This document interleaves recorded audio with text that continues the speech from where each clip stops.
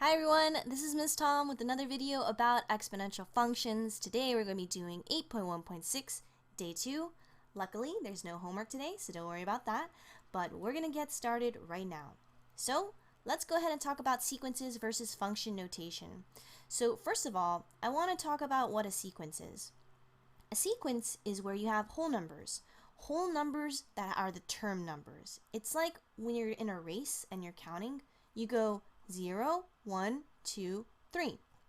Whereas with functions, with function equations, you can figure out what's 1.2 or 1.3 or what is the output if the input is 1.7, all of those things. So what we're going to do is we're going to first talk about the sequence, and then we're going to graph the function, and again talk about the sequence and graph the function.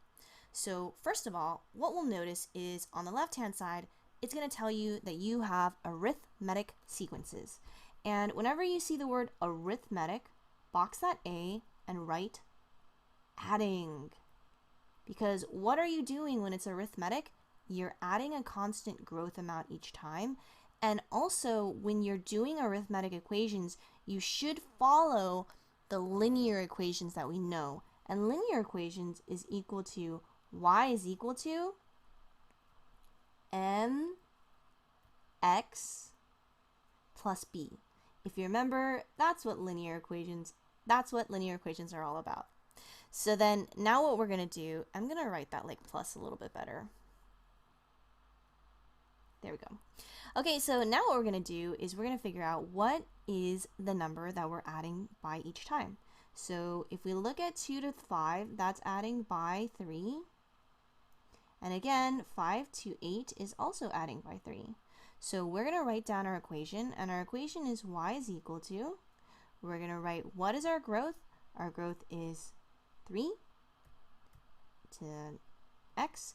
And then what is our y-intercept? Our y-intercept is, in this case, 2. So voila, we've got our equation for the sequence. Now what we're going to do is we're going to write the function notation.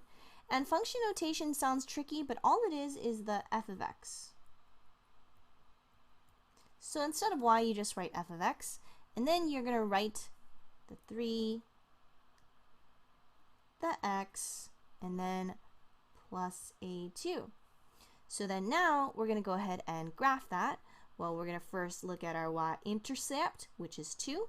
Where is that? That's going to be right over here. Then what you're going to do is you're going to notice that it says 3 is our growth. So every time we're going to go ahead and add 3 and go over 1. So remember, we're going to add 3 and go over 1. So the rise over run, or the rise over run is 1, 2, 3, and then over 1. And then I'm going to drop a point right there. And then once again, we're going to go up 1, 2, 3, and then over 1. There's another point right there. And then what we're going to do is we're going to graph that using a line tool. Line that out. That is not great looking. I'm going to do this. Here we go. Yay! Hooray! And then we're going to go ahead and draw arrows to denote. That's what we have. Okay, great. Next, let's go to geometric sequence. What's a geometric sequence? Well, geometric sequence has an m in it, and so that means that we are going to multiply. All right? Okay, so we know we're multiplying, so that means we know it is going to be exponential, and our general formula for exponential is y is equal to a with b to the x power, b being the multiplier. So let's go ahead and figure out what's happening. We go from 8 to 4 and 4 to 2. A common mistake is thinking that we multiply by 2. But if you multiply by 2, 8 times 2 is not going to be equal to 4. It's going to be equal to 16. And then some of you might be like, oh, I know what we're doing. We're dividing by 2. But I want to remind you, dividing by 2 is the same as multiplying by the reciprocal. And what's the reciprocal of 2 over 1? It is 1 over 2, also known as a half. So what's happening here is we're just multiplying by 1/2 each time. So I'm going to write that again. We're going to multiply by 1/2 each time. So let's go ahead and write down our equation. We've got y is equal to, we know our a value is going to be 8, and then our b value is going to be 1/2, and then that's going to be raised to the x power. Now keep in mind, function notation means all you have to do is write the f of x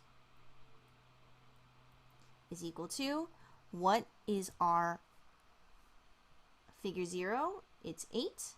And then what is our base value? Our base value is 1/2 because that's the pattern that's occurring, and that's raised to the x power.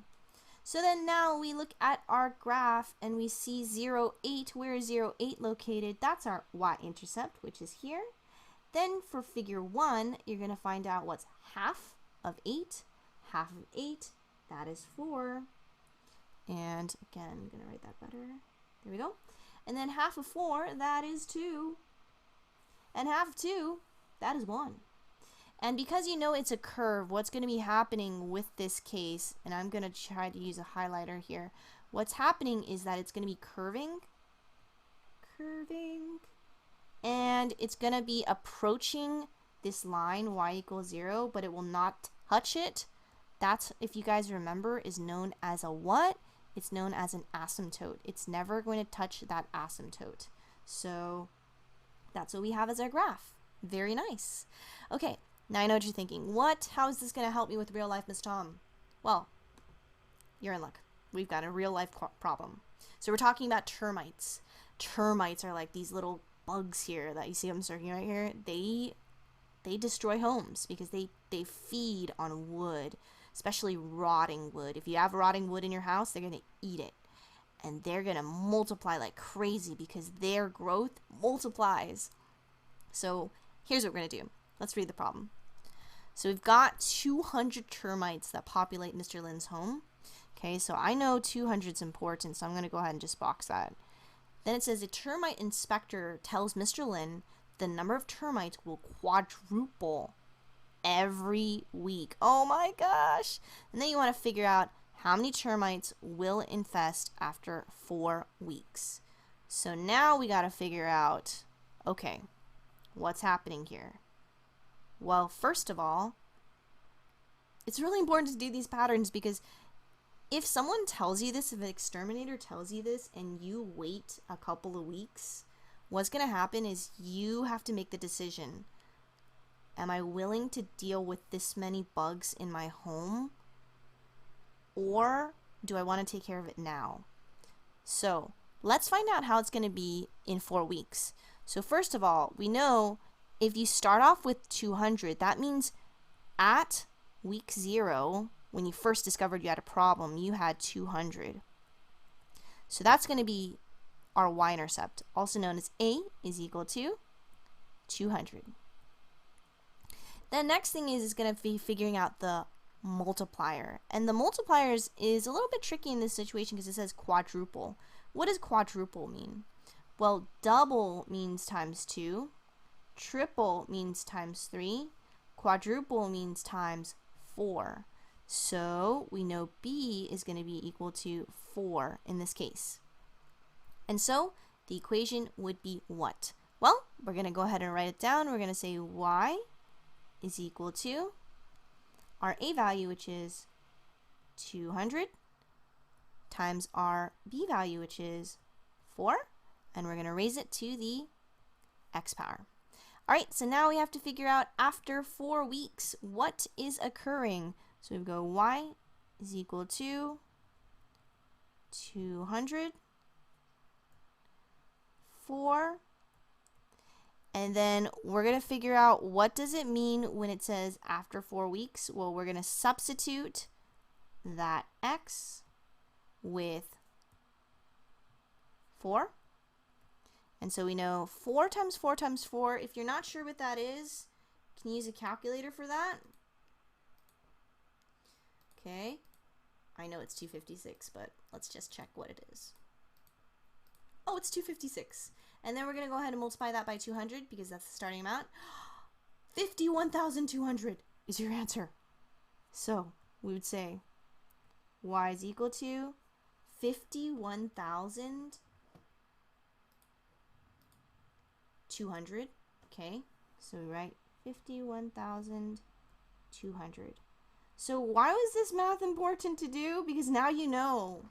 If this is the situation of termites, if you wait 4 weeks to get this extermination, your house is going to be infested with the termites. So after 4 weeks, we would expect 51,200 termites.